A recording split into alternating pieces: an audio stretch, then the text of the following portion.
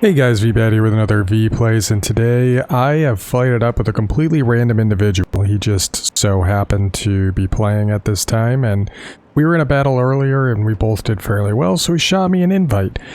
This type of thing happens from time to time, and I highly recommend that you guys give it a shot, even though you might not be in a clan, or you haven't gotten to that point yet, or maybe you just like to be a kind of a solo loner player. Every so often you might get an invite from somebody. Don't recommend using in-game chat for whatever, like if you use flight chat, for some reason it actually causes a glitch and can cause you to get dropped from the game sometimes, or cause some really weird features to kick off. So don't recommend that, but we both decide that we're going to make a southerly track. We're just going to hit this mining facility and then possibly go down and intercept the enemy's site. We do have Mary Loveheart in this aircraft, so we're able to get some extra damage off of these rockets in the dive. I did not fully destroy a couple of those structures, but I also knew that I had an F2G behind me, which is going to be my buddy in his aircraft. So we did some pretty good work here, and now we're heading on and just leaving. We already dropped our ordnance, and now we're going to try to interrupt the enemy's ability to be able to capture this site. Now the J21RB, this is my filthy aircraft. I have kitted this thing out for 100% maneuverability because I treat it like an absolute dogfighting aircraft, and we are going to go and intercept some of these multi-rolls that are defending the sector, and then we're going to turn our guns around. There's me using the rudder a little bit. We haven't gone into this yet. Somebody recommended I actually do kind of a tutorial on how I use the rudders, but a basic concept, because I'm still figuring it out myself, is that usually when I'm making these horizontal turns, I'll use the rudder to either kick the nose up or down depending on what I want to do with the aircraft. If I want to slow the aircraft down, I'll kick the nose up and let gravity kind of slow me down, or if I note I'm getting low airspeed, I'll kick the nose down a little bit in order to get that acceleration back. But that also allows you to kind of cut the turn a little bit, and if you'll kind of picture taking a coin and bending it at 90 degrees, and that's essentially what you're doing, is you're working at the outside perimeter of that coin, and then you make a downward trend with it, so you're actually making a sharp curve. But we're working in tandem here. The two of us are calling out targets, identifying who we're going after, and helping one another out. And yep, there's Mary's skill is actually visually triggering in this battle, which is only slightly mentally triggering me there.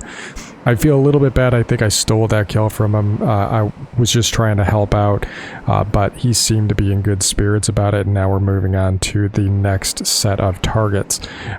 Man, what a great plane, this J21RB. I know that there was an original version of the J21, which is just a pusher prop, but I do appreciate the jet version in the game. This thing carries 10 fairly large rockets, and they actually reload very quickly as well.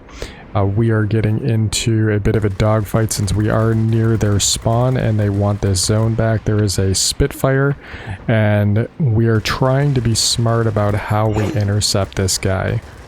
So we are waiting to see that he's otherwise engaged, and then of course the F2G comes in, my buddy here, and he gives me a hand, and I do appreciate the assist, because if I didn't get that guy, then I would have been in a lot of trouble once he got those guns around. So kill securing, I'm totally down for, unless you're just sitting on my wing waiting until somebody's down to like 5 hit points, then it gets a bit irritating.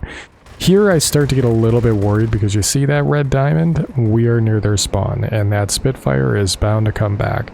Now we definitely have some speed. Yeah, it is the Spitfire. We definitely have some speed that we can take advantage of in this aircraft, and I do identify the Spit as a primary target. I was doing that more for the bots, but since I wasn't in voice comms with this other individual, he seemed like he was vectoring for an intercept, and I said, you know what, 2 versus 1 fight, that's my favorite. I wait for the Spitfire to break, and now I engage. The idea being that if he was going to chase me, it would line the target up for my ally. Oop. Kick that rudder, we're gonna drop the nose, come back around, and no, come on, didn't quite get him. So my buddy ended up getting killed as a result of that engagement. But the point was, if I were to carry on straight and the spit didn't want to break off of me, then it would line him up for my ally. But if he went after my ally, I could double back and help him. So it's just all about getting the angles for those guns. And if we did get into a fight, you saw that the F2G didn't just continuously spin with the aircraft. He actually redirected him, pulled a 180 essentially, and tried to straighten him back out for me. And that's a good move, because if you're just sitting there spinning the entire time, you're going to end up just putting yourself in a bad spot. Because now your allied player is also going to be spinning, and you just don't have the maneuverability. Yeah, we offloaded all the munitions there with Mary Love Heart skill triggered, and we did not quite get all of the center structures, so I figure, you know what, it shouldn't be hard to gun down these smokestacks, and that would be enough to be able to capture the zone. And unfortunately, still quite not enough damage there, so we're going to kick the nose back up. We're going to hammer the rudder over. You can see rudder up, rudder down, just to slow us down. And that's enough to be able to get the rest of these targets here. And even though I'm gunning up these light targets here, you'll also see that my rockets are about to come back. That's one of the things I really like about this aircraft. The reload is incredibly quick. I think at base it's 90 seconds, and I've actually opted for going for the increased reload speed. And now we're going to get Mary Loveheart to trigger again. Launching 5 per target here essentially, and that was enough to be able to flip the zone. So we were able to flip a mining plant essentially solo in the J21RB. Not quite sure where my F2G is at this point. I was kind of loitering, waiting for him to respawn, but now I'm vectoring for intercept on this 109Z. My ally calls for help in the middle, and I figure that is a good spot to be. The 109 is just a little bit high right now, so I figure going and helping my buddy is going to be best. I see the Spitfire. I'm trying to... Come on, there it is. Got it. Wanted to make sure that I got an F5 odd on him, or an F4 rather, so that way my allies will go after him. You already see some significant damage from some of the bots, and then we were able to finish him off together. I got 75 for the assist, and he got the 200 for the kill. And now we have a Corsair vectoring for a gun in on us, and again, it looks like the F2G was able to pick it up, and I'm okay with that. Ooh. Maybe a bit of an overkill with the rockets, but we also are going to be engaging a few of the defense aircraft here as well. The combination of 450 cals and 120 gives it a fairly substantial damage output, enough that it feels effective, especially against light and multi-role fighters.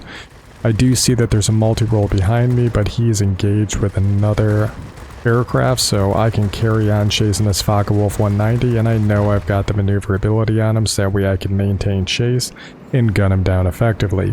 Now I'm going to try and help my buddy out here, but looks like the game is over. And I don't think I ever noticed it, but Gabreski popped up during that fight. We also got the what is that, wolf emblem? It's when you're a combination of ground targets and air targets, which is good because we were both in multi-roles, and we managed to pick up a Lambert and a Winged Legend and Conquerors. So the two of us did fairly well. You could see a lot of synchronizing, using 2 multi-role aircraft to be able to work together, to be able to take out air targets and ground targets and effectively control the battlefield and nearly get us to air supremacy and really put the hammer on the enemy and put him on the back foot and maintain control of the battlefield, which is very important. Again, this was a random flight. I was glad to partner up with this guy, so hats off to you, man. It was a good fight. Hope you don't mind that I was recording. I didn't tell him I was doing that, but hopefully he enjoyed the fight as much as I did, and hope to see him back out there on the battlefield. So hope you guys enjoyed the video as well, and as always, I'll catch you on the next one.